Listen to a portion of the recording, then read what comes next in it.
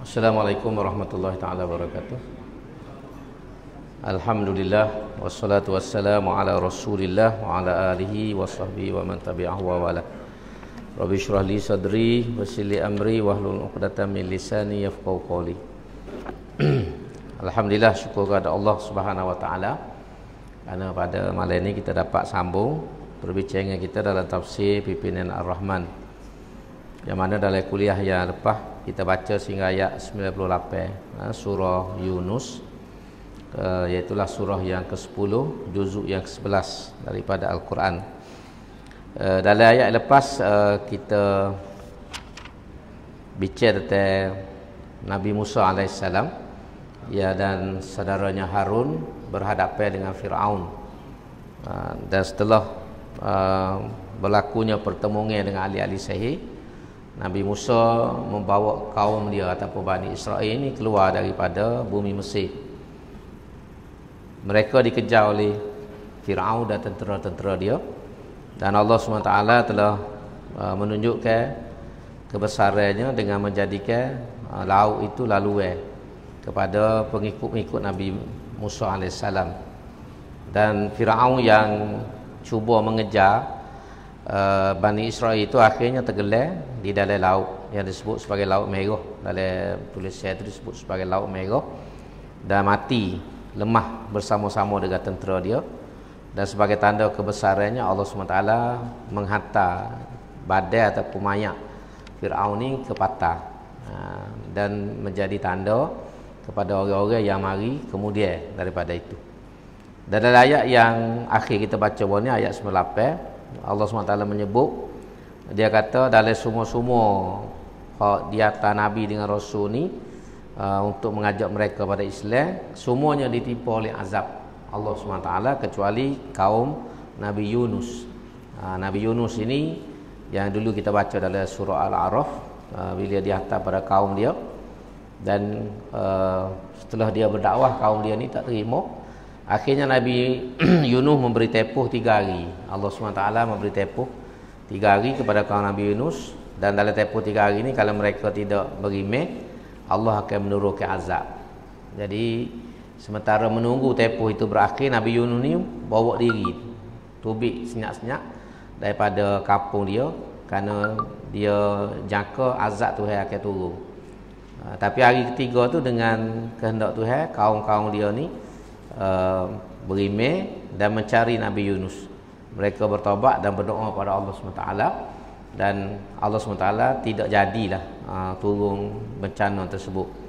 Dan sebagai, kalau kita kata hukumnya lah, bahasa mudah, hukumnya pada Nabi Yunus, dia akhirnya ditelan oleh ikan nun, ataupun dalam tulisan itu disebut sebagai ikan paus.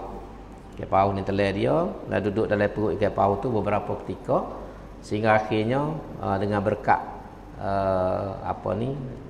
zikir dia ataupun doa dia kepada Allah SWT, la ilaha illa anta subhanaka inni kuntu minaz zalimin, dia akhirnya dihantar ke darat, dan lepas tu selamat.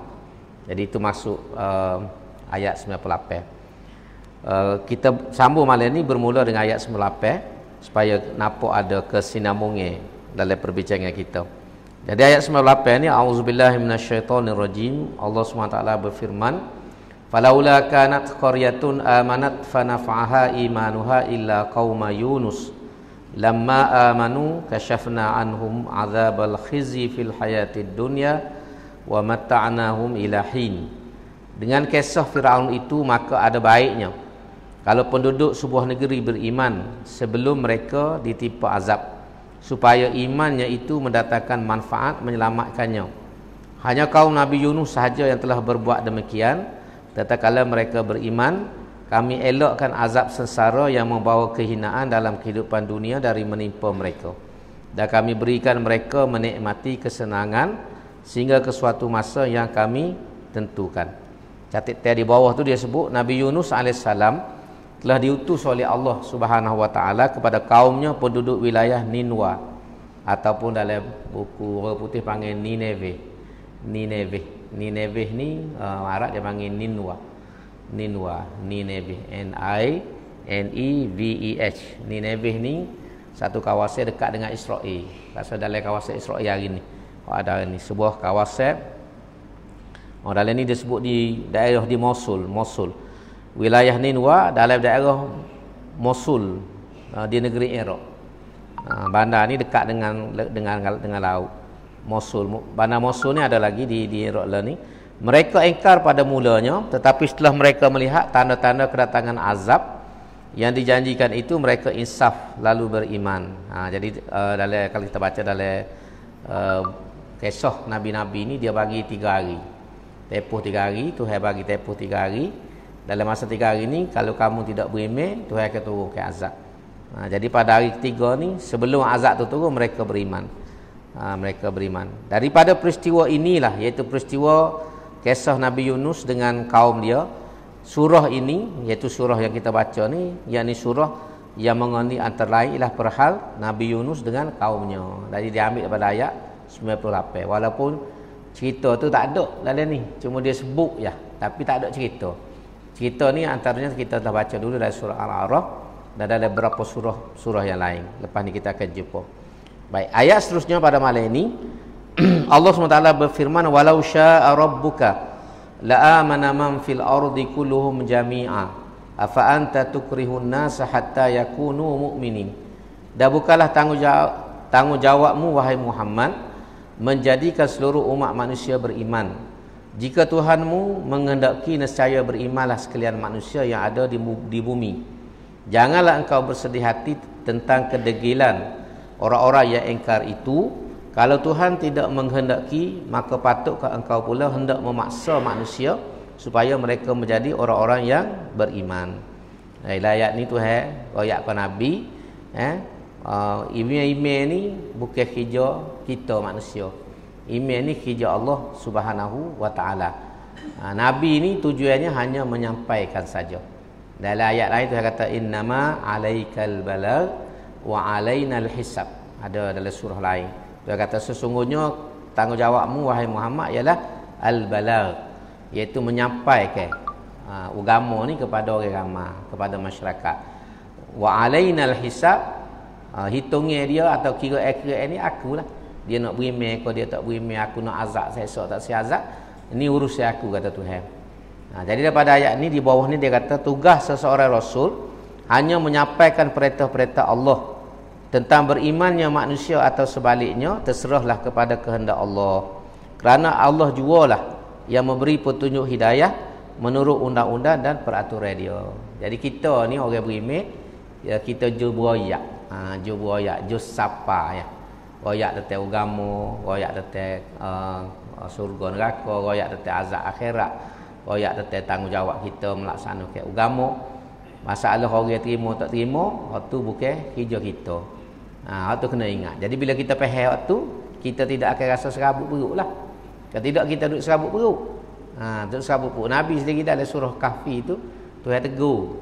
Sebab Nabi ni dia terlalu nak orang ni beriman. Jadi dia kalau boleh semua orang tu, kalau ada di Mekah tu masuk Islam belakang.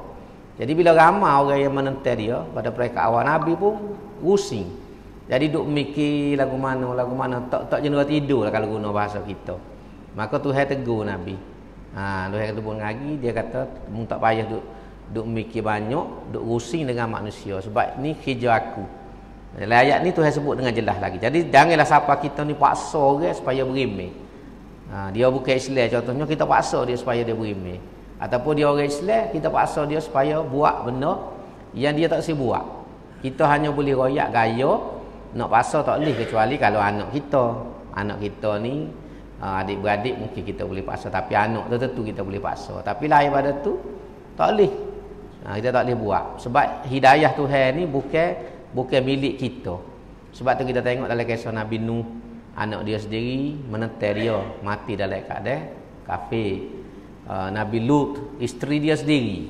Kisah Nabi Lut ni kita baca, isteri dia sendiri tidak turut arah dia. Bila Tuhan perintah Nabi Lut ni tubik daripada kaum dia sebelum waktu subuh. Tuhan kata dalam surah apa tak ingat tu, Tuhan kata keluarlah daripada kampungmu dengan pengikut-pengikutmu ni sebelum subuh. Jadi sebab Tuhan nak tunggu bala kepada kaum Lut sebelum air kukuk. Jadi Nabi Nuh ni, Nabi Lut ni ajak semua keluar. Bini dia ni tak segi, gi paling. Duk saya ni, kampung dia, duk saya ke anak beranak nak tinggal lagu mana? Anak beranak ni. Jadi duk pai papoh tu. Jadi tinggal dia seorang. Dalam cerita tu kita baca, tinggal dia seorang. Nabi Lut dengan beberapa orang lagi tubik belaka. Jadi dia tinggal. Jadi bila turun bala Tuhan dengan bini-bini dia kena. Bini kena, iaitu peristiwa Nabi Lut ni Tuhan balik bombing.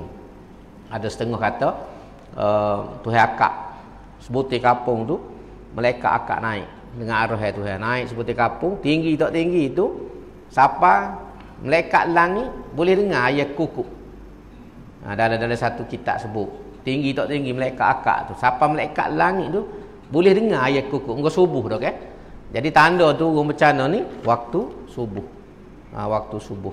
Jadi siapa malaikat ni boleh dengar. Lepas tu Tuhan balik datang tu rembah. Malaikat lah buat kerja tu, Allah SWT arah. Jadi rembah terus. Siapa tergelar dalam bombing. Waktu jadi orang kata laut mati hari ni di sepadan Jordan dengan Israel tu. Laut mati. Dia sebenarnya kalau tengok tasik, bentuk tasik kapus butir, tapi kerana luah tu orang panggil laut. Kita duduk sebelah sini ni, masa Ambogi tu, kita duduk di sebelah Jordan, di sana tu Israel. Baitul Maqdis. Kita tak nampak. Bigar kita tak nampak. Nak ayat luah tak luah. Kalau nak nampak bangunan tu bayat, kena pakai teropong betul baru boleh nampak. Nak ayat luahnya.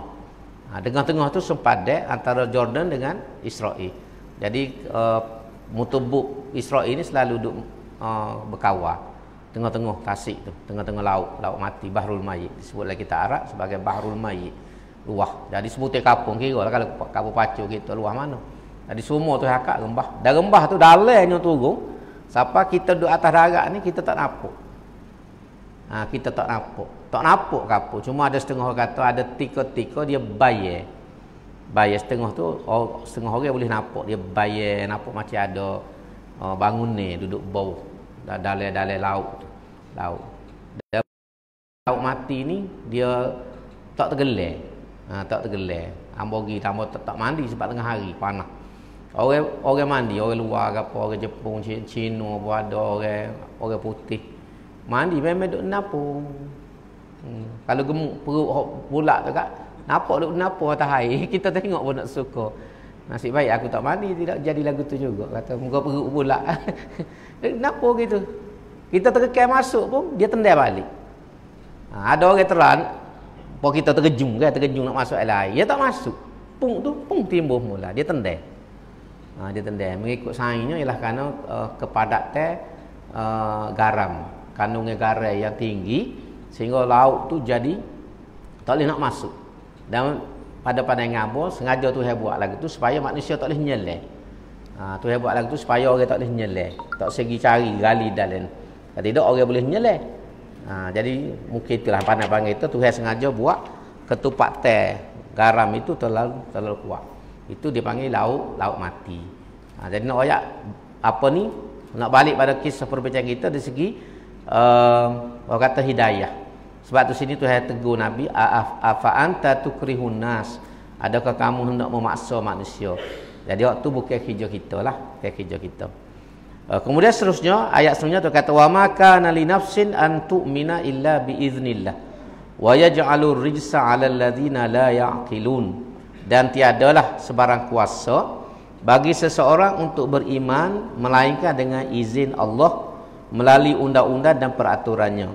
Dan Allah menimpakan azab atas orang-orang yang tidak mahu memahami perintah-perintahnya.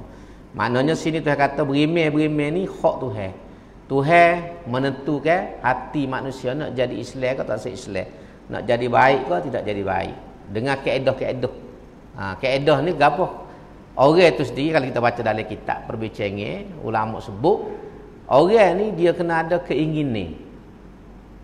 Keinginan dia untuk kalau orang bukan Islam, keinginan dia untuk mencari hidayah. Dia ada kesungguhan dia, barulah Tuhan buka. Kita pun lagu tu kalau kita orang Islam ni kita ada keinginan nak buat benda molek. Jadi Tuhan akan buka lorong untuk kita buat. Tapi kalau kita sendiri tak ada perasaan itu, tak ada dorongnya lah kepada kita. Dan sebab tu kalau kita baca orang-orang yang masuk Islam ni, orang sahur kau tak sahur kan, kalau kita cerita dia memang usaha dia ada usaha. Macam contoh ada baru kita baca seorang orang Cina masuk Islam. Dia pucuk dia masuk Islam, dia sign dengan budak-budak Melayu. Lepas tu dia duduk pula kampung dekat dengan orang Melayu. Jadi dia dengar orang bel. Dengar orang bel daripada budak lagi. Jadi mendorong dia untuk tanya khabar. Kalau kita kat tanya khabar lah. Nak faham apa orang ni 5 waktu bunyi suara panggil. Kalau kita kat bel lah dia tak tahu bel kan. Jadi 5 waktu apa tu bik suara ni. Pas gapo tu jual. Dia tanya. Pas bila dia saing orang Islam, dia tengok orang Islam ni semaya, orang Islam ni dia tanya. Dia tanya. Akhir dia faham. Bila dia faham, dia nampak comelnya Islam. Nampak comelnya Islam, akhirnya Tuhan buka. Bila dia besar, masuk Islam. Tu ada usaha lah tu. Macam cerita masyhur Amba selalu sebut, Yusuf Islam ataupun dulu lama terkenal dengan Cat Stevens. Cat Stevens ni penyanyi orang putih yang masyhur zaman dulu tahun 90-an. Dia ni penyanyi yang dikenali dan diminati di seluruh dunia. Cat Stevens. Jadi kalau kita baca dalam tulisan dia cerita lagu mana pucuk dia masuk Islam. Pucuk dia masuk Islam, hak mau baca dalam satu tulisan tu dia cerita sendiri. Di atas satu hari dia pergi ke laut, pergi patah kan. Dia suka pergi patah apa kita kok. Kalau patah apa. Jadi satu hari dia pergi patah. Dia duduk tengah mandi tu dia napu kan ada orang kan. Kita duduk seorang pandai berenang tu kan. Dia duduk baring gitu kat atas air gitulah. Dia duduk tengah keadaan lagu tu tiba-tiba mari ombak besar. Ombak besar ni tolak dia, rung lepas tu eret dia pergi tengah laut. Pergi tengah laut. Jadi dia jadi macam kelak kabut. Menggoda dia tengah laut kan, air dalam dah. Lepas dia sore, dia tak tahu nak ke mana. Dia tak tahu nak ke mana dah. Orang tak ada gapo dia cerita. Jadi tiba-tiba dia terlitah. Tuhan. Dia ni sebelum ni tak percaya ke Tuhan. Dia tu bukan Kristian. Dia ni bukan Kristian. Dia tak cara apa satu. Jadi tiba-tiba mari terlitah dia Tuhan, tetap Tuhan dan mintalah supaya dia ni selamat. Jadi takdir Tuhan, ombak tu tolak dia balik. Sapatah, tolak balik patah dia boleh naik ke darat. Bila naik ke darat dia menengung. Dia menengung. Lagu mana dia boleh selamat ni? Dia sendiri tak boleh buat apa satu dah. Tiba-tiba boleh selamat. Dia balik rumah, dia cerita bila balik rumah, dia teringat adik dia pernah bui dia Quran sebutir. Quran terjemuh dalam bahasa Inggeris. Adik dia bunyi lama tu. Dia duduk sipir rumah dia. Jadi bila dia teringat peristiwa dia tu, dia mikir ke agama. Mikir ke agama, dia teringat kat adik dia royak ke apa. Dia pergi ambil balik Quran tu. Dia sipir Quran tu, dia ambil balik, dia buka. Dan dia baca. Dia baca. Dia baca terjemuh lah, Arab dia tak reti. Terjemuh bahasa. Dia baca beberapa lama dia sehingga akhirnya dia rasa puas hati.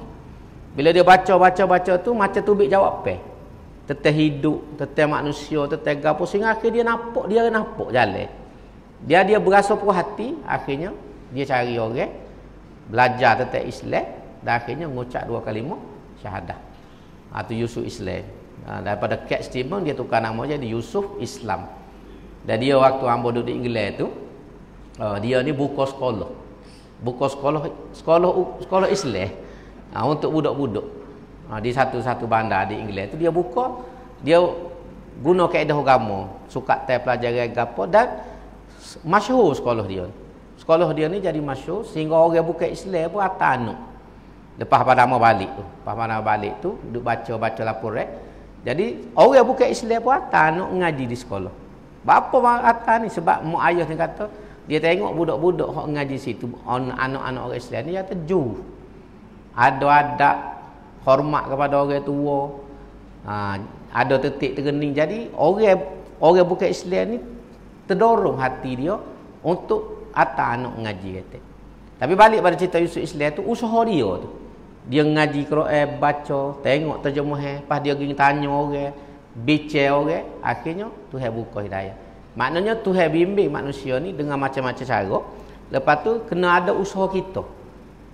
Usaha kita. Sebab tu dalam Quran surah Gabah tu dia kata fa amman a'ta wattaqa wa saddaqa bil husna fasanuyassiruhu lil yusra wa amman bakhila wastaghna wa kadzdzaba bil husna fasanuyassiruhu lil usra. Ni kata ulama, bila ulama tafsir ayat nak tunjuk step. Kita tahap kita nak dapat hidayah ni lagu tu. Dia ayat ni fa amma man a'ta wattaqa. Makna dia start dengan molek.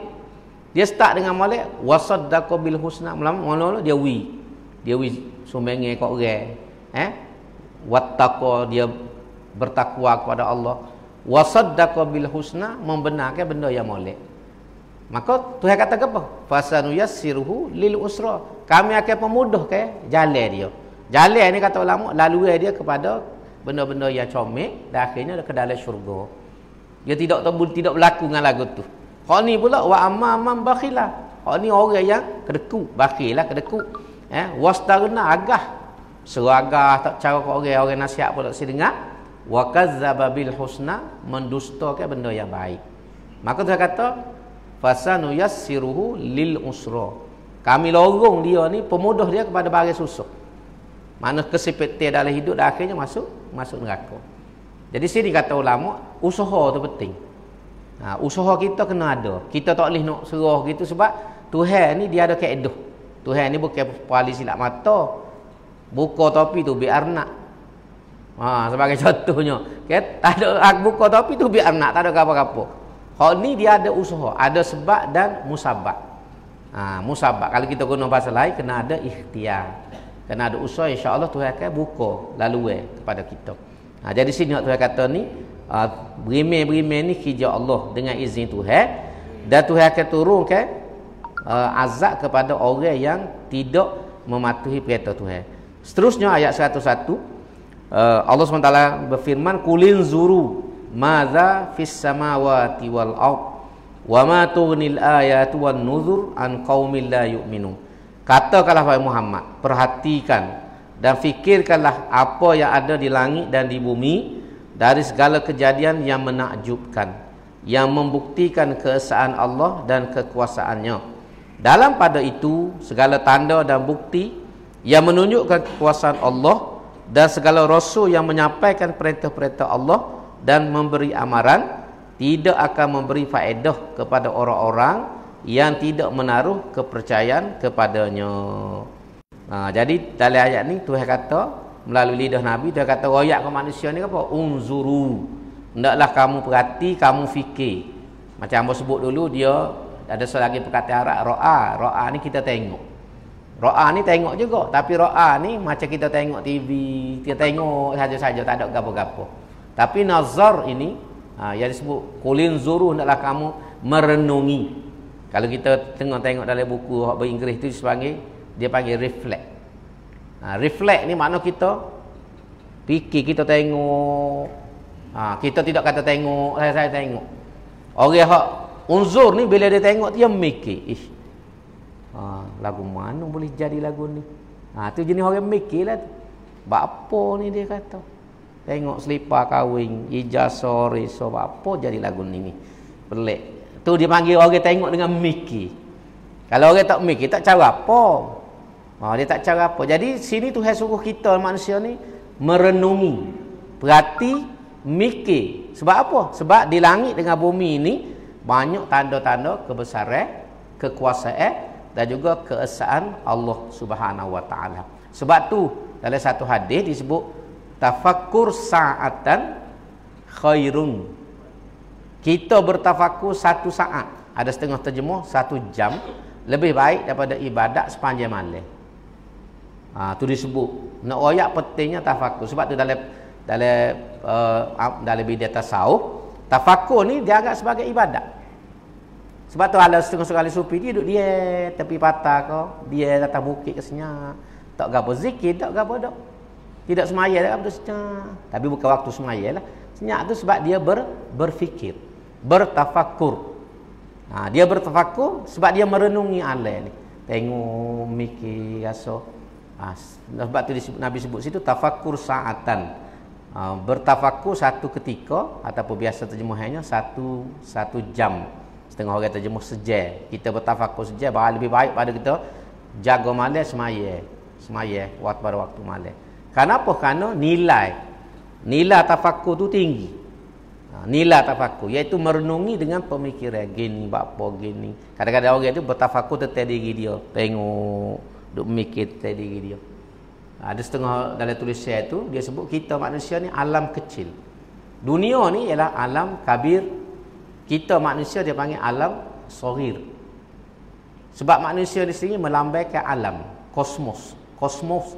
Kita ni kosmos, iaitulah kosmos yang kecil, alam yang kecil. Manusia ni sendiri. Jadi bila kita renung diri kita ni, kita nampak berlaku. Kita nampak berlaku pada diri kita. Tapi kena memikirlah kejadian kita macam yang sebut kalau kita tak ngaji sains kita tak tahulah. Apa tu yang buat bulu kening, apa tu yang buat bulu mata, apa tu yang buat daun telinga.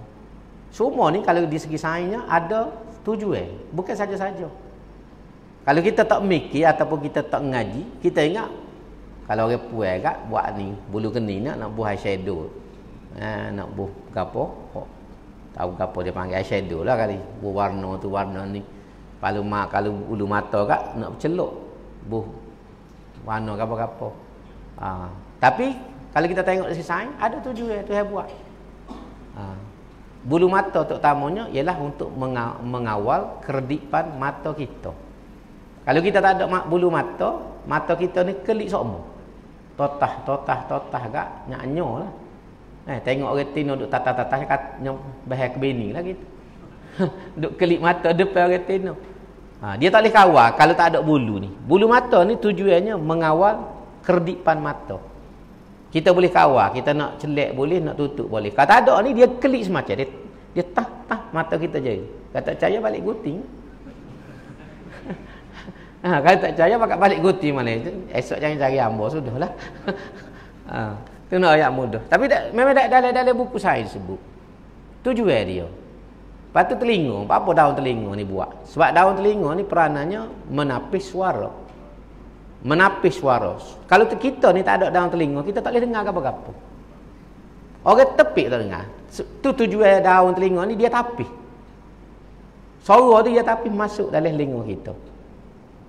Tu nak ayat. Sebab tu binatang tengok kucing, anjing kan, dia telinga dia tegak naik. Ada tika dia patuh gitu telinga. Dia tak boleh dengar. Duduk belebel, aku tutup telinga. Jadi bila dia nak dengar, kita perhati kucing. Bila kita jalan dekat dia, naik dalam telinga dia. Dia duduk dengar tu, pergerak suara. Tekan ni kita duduk pijuk tu. Cuma kita orang ni tu yang tak buat lah. Kalau buat lagu tu, payuh basah kita. Bini duduk belebel, dia patuh telinga. Bahaya dengan senduk. Tanya aku belebel tak saya dengar. Mungkin nampak telinga kita ni. Jatuh dengan diri. Jadi dia buat tegak semua. Tak kira. Kita jenera pun telinga kita terbuka juga. Tu nak ayat. Tuhan buat benda-benda yang kita sebenarnya tidak perasan. Kita perasan. Apa pusat kita ni? Apa dia panggil pusat? Sebab memang ni center of gravity kita. Kalau tak ada pusat ni, kita tak stabil. Kita tak stabil. Kita tak boleh diri tegak. Jadi bukan saja-saja Tuhan buat pusat. Dia untuk menstabilkan badan. Dia jadi center of gravity kita. Pusat kita ni. Jadi center of gravity. Bukan main-main, bukan saja buat pusat tu. Kalau hak puji tu kau kemah. Pusat puji tu graviti dia kau kemah lah. Tubik pas keluar lah tu. Kadang-kadang boleh sakut timbul pusat puji. Jadi nak ayat memang hak ni dia panggil kulin zuru. Kulin zuru ni mu fikir. Contoh macam apa sebut mula, tanah. Kita ada kebun. Seka kita kata. Dalam kebun kita seka ni, kita tanam pisang. Kita tanam jagung, tanam duku, tanam dokong, tanam moktel. Macam-macam kita tanam. Tanah yang sama, tempat yang sama. Apa buah tak sekira, rasa lain-lain. Apa rasa lain-lain? Moktel lagu lain rasa dia. Duku lagu lain. Lasak lagu lain. Pisang lagu lain. Padahal dia tanah tolong je. Patutnya kita kalau makan serupuk, tahi tu sama lah. Tidak gitu pasal tanah tolong. Tapi apa tu bila lain? Pernah kita memikir? Ilmu sains royak sebab setiap tumbuhan ni dia mengambil zat makanan yang berbeza dalam tanah. Pokok pisang dia cari makanan dia. Yang sesuai, dia tak makan belakang ada. Supaya ibarat hidangnya, hidangnya ni ada 10 mata laut. Dia makan hak dia nak. Kita ni makan belakang dengan bokok-bokok dekat-dekat. Tapi tumbuhan ni dia pilih. Akar dia tu memilih. Kalau pokok pisang akar dia pilih bagian nutrients ataupun mineral yang hak dia perlu ya. Dia tak ambil hak orang. Pokok duku ni pun dia pilih hak dia. Pokok motel dia pilih hak dia. Sebab tu dia tak balah duduk atas tanah tolong. Kita tebih duduk atas tanah sekali balah lalu. Pasal berebut. Dia tak berebut dah. Sebab tu tentu di segi secara tabi'inya dalam bahasa guna. Secara asalnya amu, deria, museduk muka lain. Pokok duku, museduk muka ni. Pokok ni sebab tu dia boleh hidup atas tanah yang sama dan kemudian rasanya berbeza. Betul tu tak sekira lah. Tapi rasa tu paling penting. Pasal nutrients yang dia ambil, mineral yang dia seduk tu berbeza. Ini tu buat. Inilah. Hak ni kalau kita tak ngaji, kita tak tahu. Kalau kita tak baca, kita tak tahu. Tapi kalau kita mikir pada dah apa ya, aku makan duku ni, manis lagu lain. Aku makan motel, manis lagu lain. Kebun sama ya, tanah yang tolong. Derialah lagu lain. Ni tuju apa ni? Sebab yang sebenarnya kerana dia ambil makanan yang berbeza dalam tanah. Ni tu ajar dia ni. Dia tidak tukar, tidak seperti kita. Kita ni itulah lebih kita manusia. Kali makan nasi, kali makan Maggi, sekali makan mie, burger. Dia ni tak ada. Dia makan, kali dia makan, katalah makan nasi. Dia tak erti dah pilih. Dia tak erti. Sebab tu menatai pun lagu tu, kali dia makan rupuk. Lembu kobar tu. Cuma kambing yang tolok sikit. Lipas Jepun pun makan. Tu bahasa jenis tolok sikit. Tapi tak boleh telah, duduk bertebak gitu. Jadi ini contoh yang paling mudah. Jadi ni sebab tu ayat ni kalau kita baca dalam setengah tulisan panjang dia huruf. Unzuru ni maza fis samawat, di langit dan juga di bumi. Langit ni apa dia? Burung. Tetamu tengok burung pertama macam-macam jenis. Burung kamu tengok dalam National Geographic, burung leh tu. Dia duduk atas langit. Ni memang kita tak Tuhan buat ke dia. Tinggi atas langit tu. Berapa puluh kaki duduk di langit. Tapi dia boleh nampak ikan dalam air. Mata kecil. Lem, burung lem mata bersama mana? Dengan mata kita bersama mata kita lagi. Pas kita pun spek lagi. Dia ni mata kecil duduk atas langit tu, dia nampak ikan dalam air.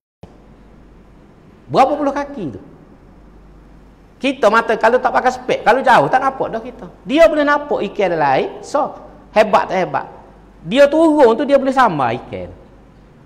Berapa laju dia bawa tu? Kalau kereta tu berapa ratus kilometer sejam. Daripada atas langit tu, dia turun tu. Perut naik tu, ikan duduk kaki dia tu. Kepatasan tu beroleh. Tu berapa ratus kilometer sejam tak tahu tu. Nak ayat. Daripada langit, dia turun tu. Naik tu ikan gatuk. Kita tengok dalam National Geographic. Allah, luar biasa. Tuhan bui siapa perekat tu. Kita tak boleh. Dia tak boleh buat lah gitu. Manusia. Pasal lagi baru ni, orang baru tengok, dia igat tupa atas pokok. Boleh igat tupa. Dia berambak kata pokok. Dia duk main terbang gini, tupa tu nyelik. Dia lagi dia ambil. Allah, galik tengok dalam TV baru ni. Dia tunjuk. Dia dapat langit, dia turun nampak tupa. Tupa tu apa? Mungkin nampak lem lagi. Tapi dia turun. Tupa duk nampak cocah. Dia turun tu, dia ambil. Wak naik. Dia ke dia. Ini nak ayat. Tuhan bui kepada makhluk. Supaya makhluk ni boleh hidup. Kalau dia tak ada kebolehan lagu tu, dia tak boleh hidup. Apa boleh kalau mata ni bahasa jenis pulu apa kita, nak ikat ikan ke mana? Kalau jenis masuk pulu apa kita ni. Dia nak ikat ikan ke mana? Pas kalau dia tidak laju setakat tu, dia tak boleh hidup. Mana tak boleh makan? Tak boleh makan, mampu kan gitu. Tapi Tuhan bui untuk dia panggil survival. Survival hidup dia, Tuhan bui kelebihan. Mata pandangannya tajam, kepatasan dia terbang. Jadi nak ayat contoh-contoh. Ini baru saja ni binatang kalau kita tengok. Sebab tu National Geographic ni memang bagus kalau tengok. Bukan kita tengok saja. Tuhan bui kau orang putih buat kerja baik. Kalau orang itu tak buat, kita tak temu. Tapi dia ni buat kajian, buat filem ke apa. Kalau kita tengok tu, baik pada tengok cerita Nustan lah. Sungguh. Baik pada tengok cerita Nustan. Cerita Nustan ni setakat boleh lagu, nampak pusat tu je lah. Hal ni kita nampak di segi kehebatan, kebesaran Allah Subhanahu wa ta'ala. Cuma orang putih dia panggil nature. Ini alas semula jadi. Sebab tu setengah tulisan dia sebut natural wonders. keajaiban alam semula jadi. Pasal dia tak percaya Tuhan. Kita ni tengok ni dengan mata akidah, dengan mata orang berimeh. Jadi kita akan kait dengan kuasa dan kebesaran Allah Subhanahu wa taala. Ada banyak lagi kalau kita nak hurah ni benda-benda dalam hidup. Sebab tu dalam ayat ni ada setengah tu kitab tu dia hurah panjang. Qulin zuru maza fis samawati wal ardh. Ada setengah ulama sebut, dia kata berdasarkan ayat ni pentingnya kita menggunakan akal. Maksud kita sebab mikir-mikir dia dengan akal. Orang tak ada akal dia tak boleh mikir. Jadi ayat ni nak ayat pada kita pentingnya kita ni berfikir. Sebab kita nak perhati, nak mikir. Jadi mikir ni penting. Berfikir ni penting untuk manusia. Dan sebab tu ada setengah ulama kata, apa Tuhan buat? Kepala kita duduk atas, hati kita duduk sini, perut kita duduk bawah. Nak ayat Tuhan susun dah. Mu kena faham. Nombor satu dalam kehidupan ni, kena gapo guna akal dulu. Jangan guna hati. Kalau kita guna hati, kita tak boleh kawal diri kita. Kalau kita sayang doa ke orang, siapa kita langgar hukum. Benci doa pun, siapa langgar hukum. Tapi semua ni perasaan ni, hati ni melambangkan emosi. Perasaan kita. Dalam bahasa Arab dia panggil syu'ur. Syu'ur ni perasaan kita. Jadi syu'ur, perasaan mesti dikawal oleh akal. Akal kena kawal perasaan ni. Saya boleh, tapi akal kata ada hak. Ada tara dia. Benci boleh, tapi ada tara, ada kaedah dia. Ni akal tu royak ni. Sebab tu dia letak tu kata apa ni ulama ni. Ahli falsafah lah sebenarnya dia royak. Apa tu buat kita ni lagu ni? Cacah lagu ni, kepala duk atas sekali. Pasal nak royak inilah keutamaan kita sebagai manusia. Dengan akal inilah kita hidup, dengan akal inilah kita boleh menyusun kehidupan kita, kita boleh menguasai binatang dan alam ini. Rimah hok paling baik hok baik dalam hutan kita boleh hingga buh dalam zoo. Lepas tu main serkah nak pula. Rimah main bola. Dia tak aja jumpa bola ayat hidup dalam hutan. Boleh kau manusia kurung ajar main bola. Gajah boleh kau manusia kurung bagi dalam serkah. Boleh main bola juga, boleh gatih basikal. Manusia ajar. Manusia boleh buat secara ni apa? Sebab ada gon ni. Ada otak ni, akal ni lah. Manusia boleh menguasai yang lain. Sebab tu akal ni Tuhan tak beri pada makhluk lain kecuali manusia. Ada setengah pandangan yang mengatakan malaikat pun tak ada. Malaikat ni tak ada akal supaya kita. Sebab tu malaikat ni dia patuh, dia reti patuh. Dia tak reti nak lawan Tuhan. Dia tak pandai. Tuhan buh dalam tubuh dia ni, dalam jasad dia ni, hanya ialah kepatuhan kepada Tuhan. Tapi akal supaya kita manusia ni, dia panggil fakulti akal, reason ini tak ada. Tak ada. Tuhan beri kau manusia. Sebab tu manusia boleh jadi juru, boleh jadi jahat. Boleh buat agama suruh, boleh lawan. Pasal dia ada gon ni. Dia boleh mereka macam-macam. Lepas tu Tuhan letak perut bawah. Perut bawah ni, nak ayat perut ni, hak paling rendah. Akal, hati, perut. Maka sebab tu tak kena kalau kita letak perut nombor satu. Tak perut nombor satu. Lepas tu bawah ada perut tu, syahwat kita, kemaluan kita. Pergi lagi lutut. Sebab tu orang tua kalau itu kata, mu ni mikir dengan kepala lutut. Nak ayat tak kena lah tu kerja kita tu, mikir dengan kepala lutut. Orang mikir dengan akal, mikir dengan kepala lutut. Jadi kita, hidup kita ni mesti dikawal akal, bukan perasaan, bukan perut. Sebab perut ni kalau tak kena boleh orang ikut dia halah-harai makan tu, perut duk nak. Oh, tengok gua tu sedap, kena sedap. Jadi tak ingat dah halah-harai. Akhir buat langgar hukum, langgar undang-undang. Pas kalau pergi hok bawah lagi, tu kau masalah tu hok bawah. Bawah tu. Barang tu barang tak dengar kata. Bawah tu. Hak tu menyebabkan orang ni buat maksiat, berzina dan sebagainya. Jadi Tuhan suruh tak bawah sekali. Pas buku pula. Hak lain boleh buka. Hak ni tak boleh buka ni. Tak boleh buka hak dua ni. Tak boleh buka. Sebab tu orang Melayu panggil kemaluan. Bagi hak kena malu. Bagi kena malu kita tutup lah. Kita boleh buka apa kita orang lelaki dada kita boleh. Sebab ada pendapat ulama mengata aurat ni hanya pusat dengan lutut saja. Tapi hak dua ni kena tutup. Tak boleh buka. Sebab tu dipanggil kemaluan. Bagi hak patut dimalu. Maka sebab tu kena tutup dia. Kena tutup. Tapi orang lain ni patut dia buka petai. Tu masalah juga. Jadi situ cara tu kalau kita tengok tubuh kita sendiri ni, kata ulama dan juga ahli falsafah, dia ada maksud-maksud yang Tuhan buat. Tuhan buat tu tidak serupa dengan makhluk lain. Sebab tu menatai semua lagu tu belaka. Sebab kita menguasai belaka. Cuma manusia ni bila dia semaya, dia mewakili seluruh makhluk yang ada. Sebab tu semaya kita ni ada tegak, ada rokok, ada sujud. Sebab semua tu menjadi lambai. Tegak ni melambaikan kita manusia. Lepas tu melambaikan pokok-pokok kayu. Pokok kayu kan naik straight. Jadi bila kita berdiri dalam semaya, kita mewakili diri kita, mewakili tumbuh-tumbuhan yang ada. Bila kita rokok ni, kita mewakili makhluk jenis serupa kambing, lembu, gajah hok jalan kaki empat. Maka dia jadi gitu kan? Cuma tangan kita pendek tu, tak boleh sama panjang kaki kan, tidak jadi lembu itu. Tu yang segala buat tangan kita pendek. Lepas tu bila kita sujud kita tu melambaikan makhluk yang melata. Ular, apa ni, boyo, gapo semua hok melata. Lepas tu tumbuhan rendah. Jadi kita manusia bila kita semaya, kita mewakili seluruh makhluk yang ada. Sebab tu gerak ke semaya kita ada tegak, ada rokok, ada sujud. Ni ada pandangan kalau kita baca dalam buku ni, orang-orang kita panggil setengah ulama, ada setengah ahli falsafah, dia mentafsir. Mentafsir, tapi ada logik jugalah kalau dia royak tu. Dia ada logik juga. Jadi itu apa ni? Kalau kita panjang sikit ayat ni.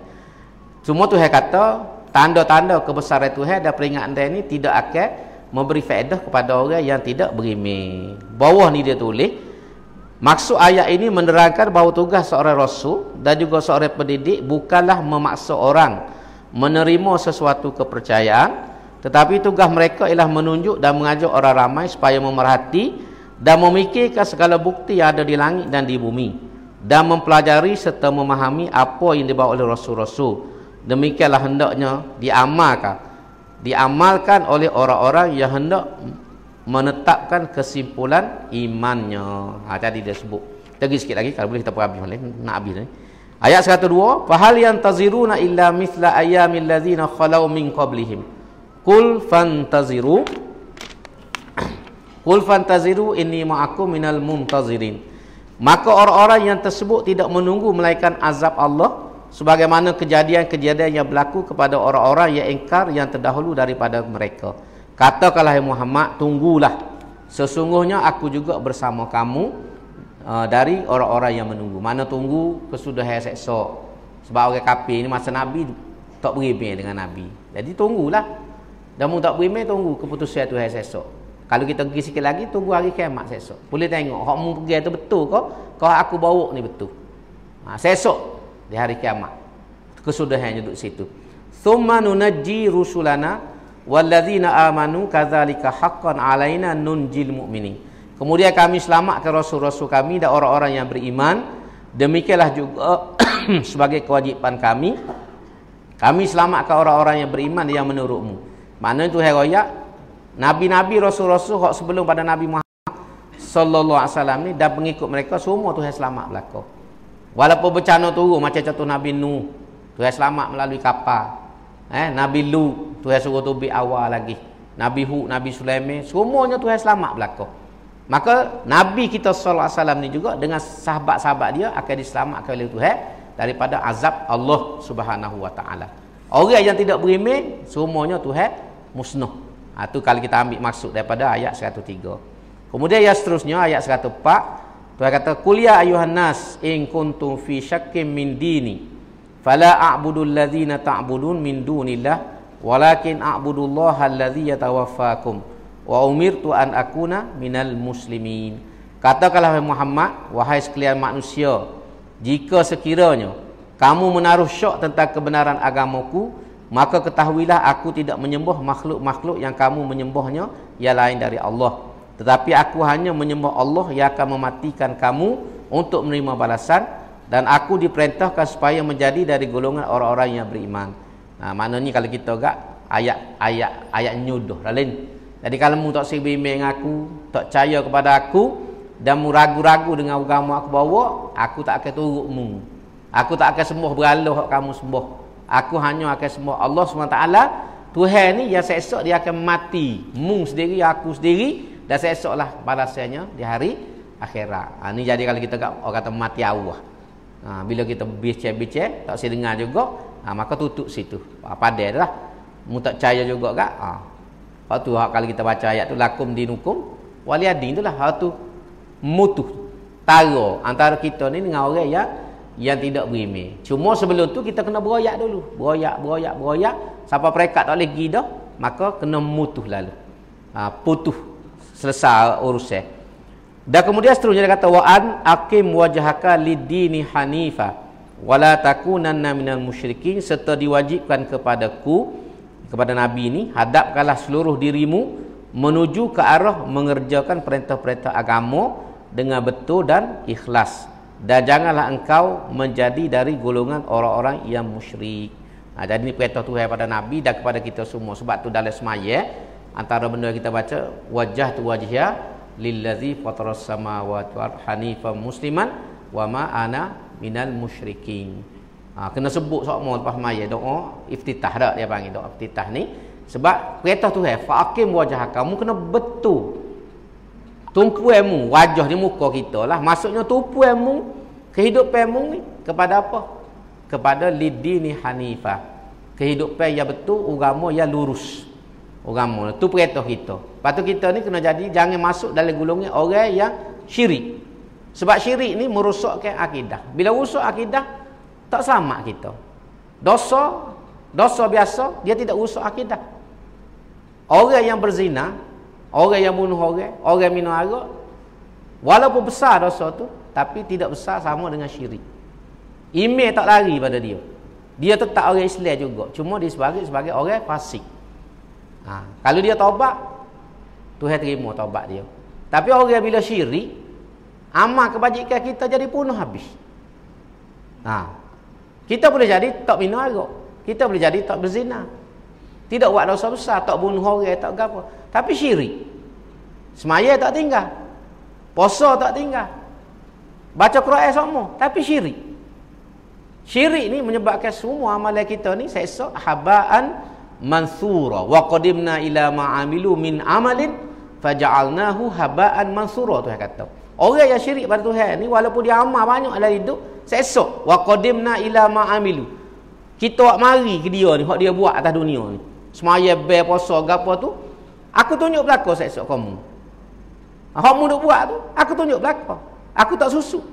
Tapi faja'alnahu habaan mansura, hak mu duk buat selama ni semaya ber puasa, tapi kerana mu syirik saja, kata Tuhan faja'alnahu habaan mansura, jadi serupa debu berterbangan, tak ada nilai sikit abu, banyak tapi debu terbang situ tu nak pergi tak boleh. Jadi hak kita duk sama kini, duk semaya, duk puasa gapo ni penuh jana, tak ada nilai pada sisi Allah. Sebab tu syirik ni besar, doa kesal dia kepada kita. Dan itulah benda pertama yang kita kena ingat. Sebab kita kadang-kadang manusia ni kita lupa dengan benda ni. Kita rasa bila kita semaya, molek dah, puasa, rajin, kita tak terfikir dah. Sedangkan boleh jadi rusak akidah kita. Sebab tu pengajian akidah, kepahaman akidah ni amat penting.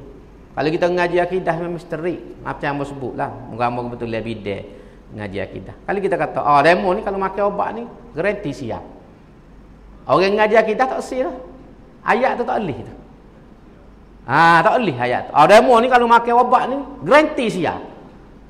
Di segi akidahnya tak betul kecek kita. Sebab dia sudah ada syirik. Kita gantung pada obat, kita tidak gantung pada Tuhan. Tu kena beringat tu. Kena beringat. Kalau kita kata demo kalau makan obat Allah izin Tuhan siap, tu cara kita berlapik. Tapi kita kadang-kadang kawan muju makan obat ni, kalau tidak tak hilang nyakit. Tu nak ayat situ penuh dah kita tu. Kalau kita orang ngaji akidah betul tak sil, jangan kecek lagu tu. Tapi kita tak ingat pakai kan tubik yang kita. Tubik. Kawan muju ayat kukuk, tidak orang naik ropok dah rumah kawan. Tu dalam kitab pun dia jadi syirik situ.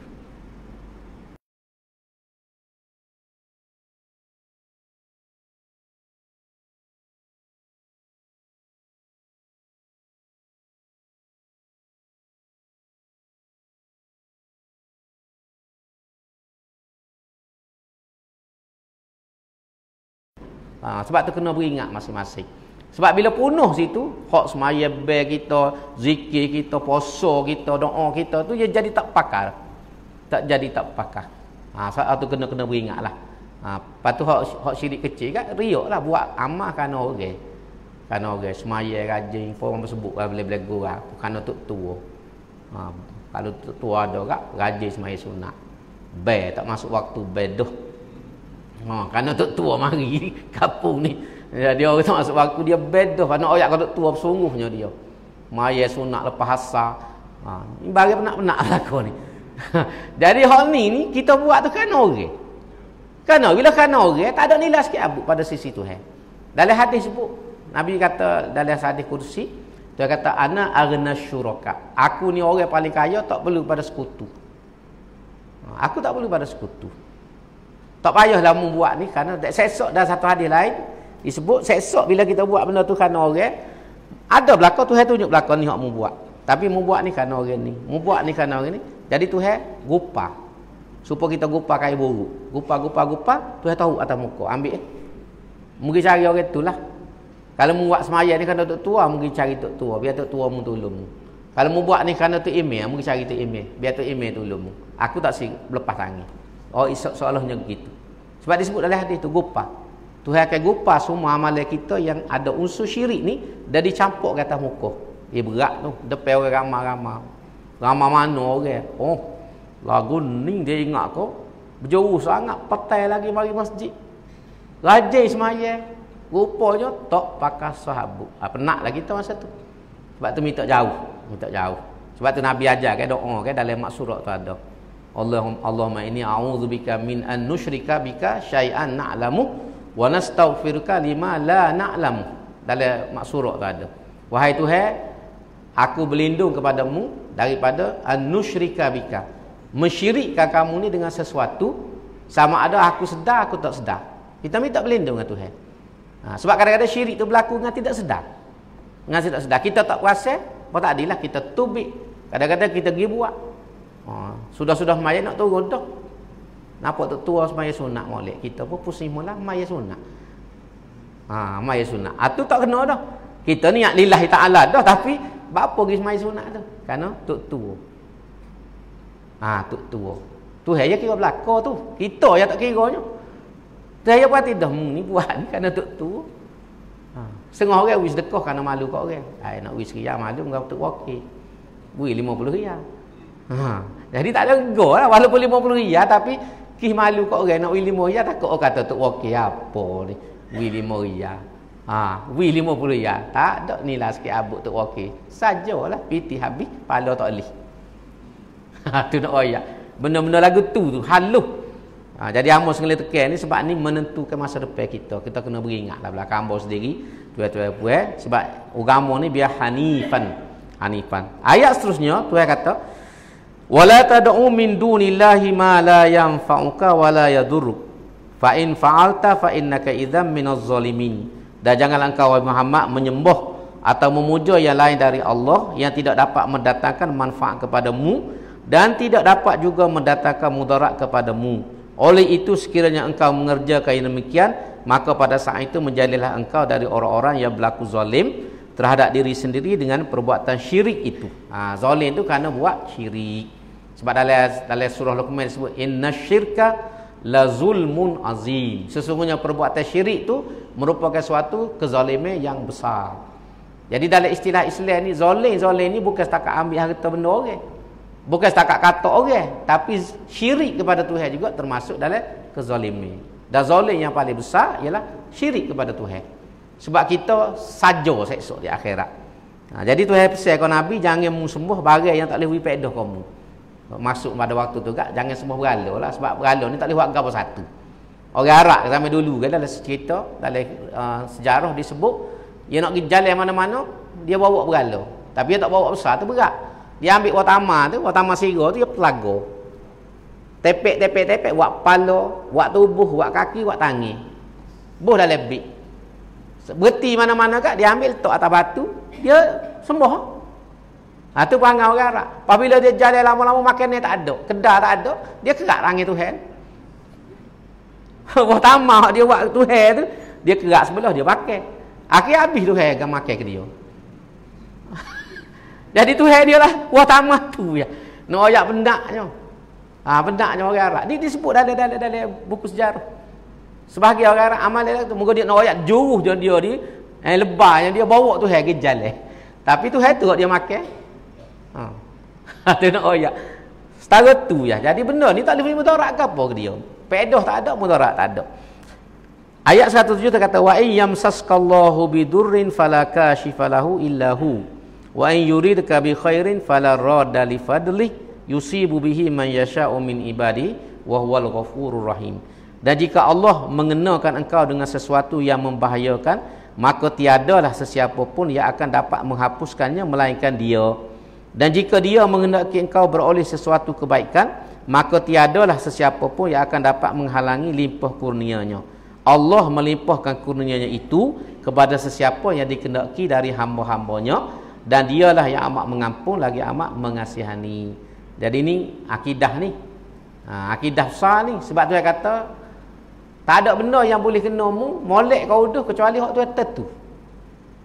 Manusia boleh ikhtiar nak sihir kawan ni, pergi jumpa tok ca tu tok ca ni, jumpa ahli untuk bomo ke apa, tapi kalau saya kata tak sapa.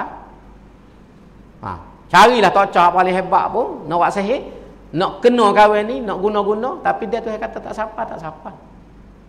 Tapi begitu juga bila tu saya kata kena, kadang-kadang orang apa dia cerita kan, rebuh atas korang mati. Zaman dulu ada duk tengah kukunyu.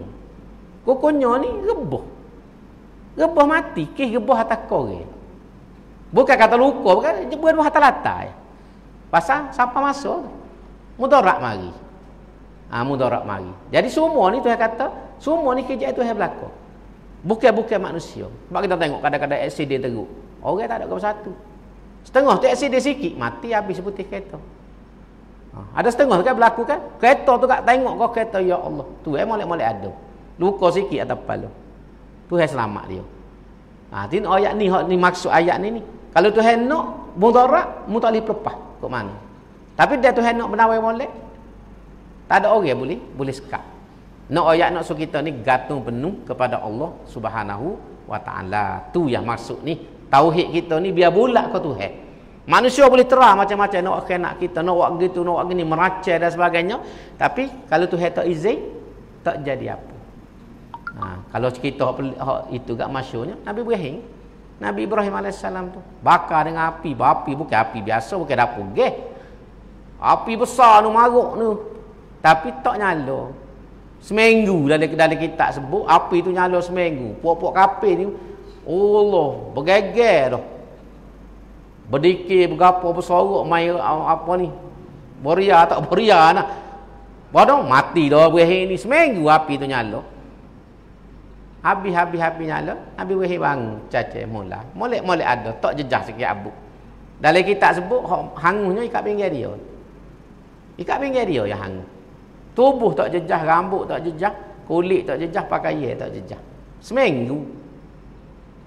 Nak ayat. Ni nak ayat kuasa Tuhan.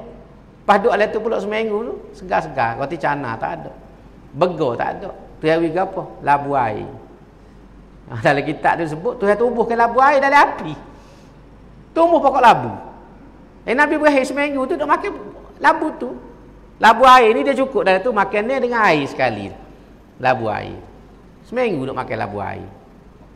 Tu nak ayat kerja Tuhan. Ni maksud ayat ni ayat. Nak suruh kita ni gantung penuh kepada Allah Subhanahu wa taala. Dalam benda yang manusia tak boleh tolong kita suruh Tuhan. Dan akhir Tuhan kata wahwal ghafurur rahim, dialah yang amat pengampun lagi amat mengasihani. Ayat seterusnya Tuhan kata qul ya ayyuhan nas qad ja'akumul haqqu min rabbikum faman ihtada fa innama yahtadi li nafsihi wa man dhalla fa innama yadhillu 'alaiha wa ma ana 'alaikum biwakil. Katakanlah Muhammad, wahai sekalian manusia, telah datang kepada kamu kebenaran Al-Quran dari Tuhan kamu. Oleh itu sesiapa yang mendapat hidayah petunjuk beriman kepadanya, maka faedah hidayah petunjuk itu terpulang kepada dirinya sendiri. Dan sesiapa yang sesat mengingkarinya, maka bahaya kesesatan itu tertimpa ke atas dirinya sendiri. Dan aku pula bukanlah menjadi wakil yang menguruskan soal iman atau keingkaran kamu. Jadi Tuhan suruh Nabi royak, wahai manusia ni aku mari agama dah. Kebenaran mari dah, maka atas mung lah. Kalau mung buat molek dapat hidayah Tuhan, selamat. Tapi kalau mung lawan, mung degil, mung sesat, maka turun bencana Allah Subhanahu taala. Bukan kerja aku belaka, kata Nabi Muhammad. Wa ma ana alaikum biwaki. Kalau kita guna bahasa mudah, bukan kerja aku. Mung nak berimeh tak segi berimeh, itu bukan kerja aku dah. Atas mung ya, sungguh tak sungguh patut hidayah Tuhan. Aku ni jom beroyak. Bawah ni dia kata, yakni tugasku hanya menyampaikan perintah-perintah Allah kepada kamu dan memberikan berita yang mengembirakan kepada orang-orang yang beriman dengan balasan nikmat syurga, serta memberi amaran kepada orang-orang yang kufur engkar dengan balasan azab neraka. Tu ya kerja Nabi ni. Apa ni kita panggil? Nazir wa Bashir, ataupun Bashir wa Nazir. Dia dua tugas Nabi ni. Dalam Quran sebut Bashiran wa Nadhira. Hak utamanya. Lepas tu wada'iyan ila Allah. Tapi hak besarnya Bashirah, bawa khabar gembira. Siapa berimeh, siapa terima agama, beramal soleh, syurga menanti dia. Kalau dia tak berimeh, amal pula jahat, dua perkara cukup, neraka tempat dia. Itu dia panggil Bashiran wa Nadhira. Bashir dan Nazir. Dan akhirnya sudah surah ni tu kata wattabi' ma yuha ilaika wasbir hatta yahkumallah wa huwa khairul hakimin. Dan turutlah apa yang diwahyukan kepadamu wahai Muhammad, serta bersabarlah dalam perjuangan mengembangkan Islam sehingga Allah menghukum di antara kamu dengan golongan yang ingkar dan memberikan kepadamu kemenangan yang telah dijanjikan, kerana dialah jua sebaik-baik hakim. Jadi tu saya kau Nabi turut hak aku wahyukan kepadamu dan muhlah sabar sehingga Tuhan mendatangkan keputusan dia. Dan Tuhanlah sebaik-baik hakim. Jadi benda ni kita ambil kita lah. Kita pun dalam agama ni nombor satu kena turut agama dengan molek. Turut molek agama. Sebab tu kena faham agama. Ngaji ni penting. Sebab tu hamba tekan sangat, ngaji ni penting. Sebab sebahagian daripada kita tak sing ngaji agama. Kita boleh pilih ustaz. Kita kata kalau tak setuju dengan ustaz ni sebab kita ada selera masa. Tak apalah, cari ustaz ada yang setuju. Tak sing ngaji dengan ustaz ni tak apa, tapi biar ada kurang-kurang dalam seminggu kita ada tempat kita ngaji. Kalau boleh tak malam lagi baik. Tapi kalau boleh dalam seminggu tu ada satu malam kita pergi dengar. Pilihlah mana kita rasa seru, ustaz mana kena ngangi kita. Mungkin ustaz ni kita tak belagangi. Kita pergi cari hak belagangi. Kita cari hak kita minta gilah, tapi kena ada ngaji sebab ngaji ni menambahkan ilmu. Bila kita faham agama, hidup kita jadi mudah. Banyak kita kalangan kita hari ni ialah amal agama dengan tak ada ilmu. Ni hak masalah besar. Dia semaya pun tidak dengan ilmu, dia ibadat pun tidak dengan ilmu. Jadi sia ke dia. Sebab apa? Sebab kemungkinan besar ibadat tu Tuhan tak terima. Tak terima. Sebab apa sebut sama lah. Semaya ni penting sekali nombor satu start dengan wuduk. Sebab tu kita kena betul wuduk kita ni biar molek. Jangan kita turut orang. Sebab kalau turut orang kemungkinan besar wuduk kita tidak sah. Bila wuduk kita tidak sah, semaya kita batal. Bila semaya batal, tak ada apa satu. Tanggungjawab kita pada Tuhan tak selesai. Sebab mu tak semaya. Kita suruh kita semaya molek dah. Apabila tak semaya, kita nak sandar atas apa hidup kita ni orang berimeh. Sebab tu penting belajar ilmu. Setengah-setengah kita dia turut orang, dia tahu orang ambil semaya turut. Orang dia turut belum tentu betul. Sebab tu hamba tekan sangat masalah wuduk, bukan nak ngajar siapa-siapa tapi pastikan wuduk kita ni betul. Sebab kadang-kadang macam hamba selalu komen, kita kadang basuh tak rata. Kita basuh tak rata, basuh muka tak rata, basuh tangan tak rata, basuh kaki tak rata. Jadi bila tak rata kita naik semaya, wuduk kita tak sah. Bila kita semaya kita batal. Sebab bila tak ada wuduk, semaya tu batal. Dan Tuhan tolak semaya kita. Kita suruh habis teh dah. Genyih tu kat dahi atas kapek. Masa semaya, tapi saja-saja. Puasa lah gitu juga. Puasa pun dia ada benda-benda yang sebab tu mubtilat, membatalkan. Paling besar membatalkan akidah. Sebab tu kena ngaji benda-benda yang boleh menyebabkan rusak akidah kita. Batas-batas iman dengan kufur ni kita kena reti. Sebab itu paling besar sekalinya. Kalau dia punuh situ sakara, semayalah banyak mana pun, puasalah banyak mana, tak ada nilai sikit abut. Sebab tak ada nyakut. Tak ada nyakut. Akidah-akidah kita ni semua nyakut. Kita sakut, beli go tu sakut, beli go ni sakut. Dia nyakut tak ada. Barang banyak nyakut tak ada. Nasib pemen. Mari pun tak ada. Sebab tu penting sangat akidah. Bukan kata nak kata siapa-siapa, tapi pentingnya kita faham akidah kita. Kena reti molek. Jangan kita turut orang.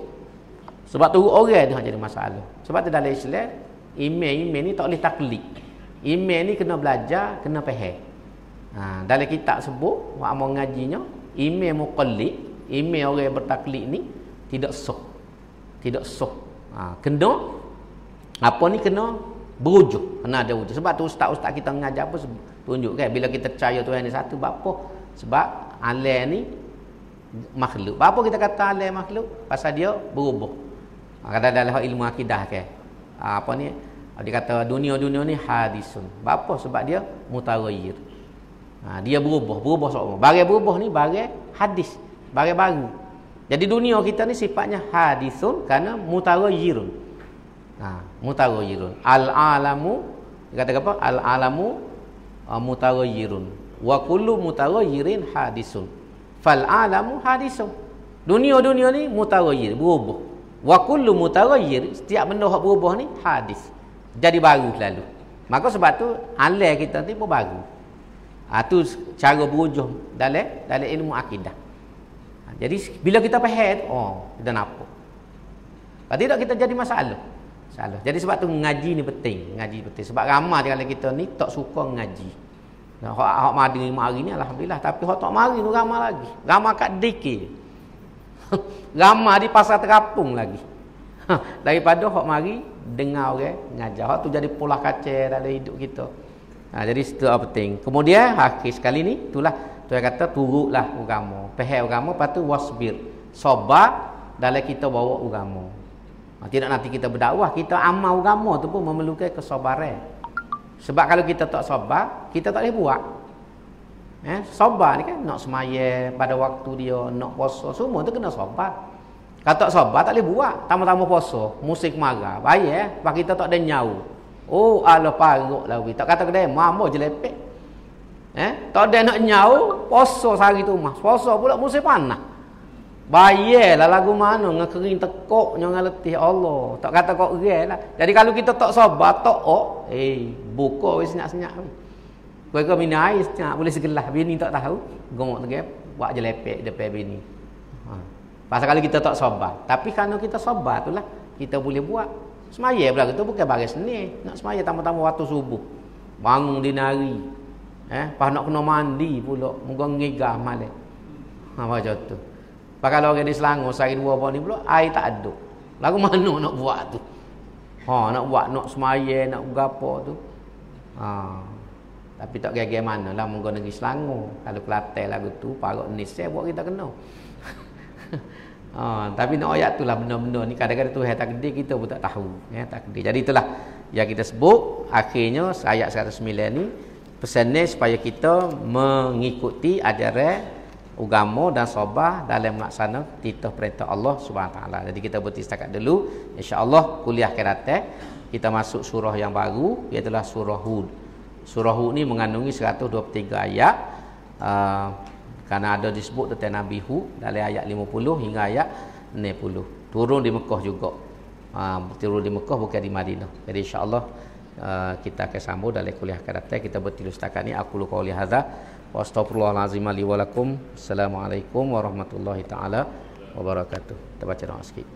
Bismillahirrahmanirrahim. Alhamdulillahirabbil alamin wassalatu wassalamu ala asyrafil mursalin wa ala alihi washabihi ajmain. Rabbana ighfir lana dzunubana wa israfana fi amrina wa tsabbit aqdamana wansurna 'alal qaumil kafirin. Rabbana zidna ilma. Rabbana hab lana hukma wa alhiqna bis solihin. Rabbana atina min ladunka rahmah wa hayyi lana min amrina rasyada. Rabbana la tuzigh qulubana ba'da idh hadaytana wa hab lana min ladunka rahmah innaka antal wahhab. Ya Allah ya Rahman ya Rahim ya man kafana an kulli syai' ikfina syarral amrad. Ya Allah ya Rahman ya Rahim ya man kafana an kulli syai' ikshif annal balaa wal waba. Ya Allah ya Rahman ya Rahim ya man kafana an kulli syai' anzil alaina ar-rahmata wad dawa. برحمتك يا أرحم الراحمين. اللهم إنا نعوذ بك من جهد البلاء ودرك الشقاء وسوء القضاء وشماتة الأعداء. اللهم إنا نعوذ بك من جهد البلاء ودرك الشقاء وسوء القضاء وشماتة الأعداء. اللهم إنا نعوذ بك من جهد البلاء ودرك الشقاء وسوء القضاء وشماتة الأعداء. ربنا آتنا في الدنيا حسنة wa fil akhirati hasanah wa qina adzabannar. Subhana rabbika rabbil izzati amma yasifun wa salamun alal mursalin walhamdulillahi rabbil alamin. Taqabbalallahu minkum wa minkum taqabbal.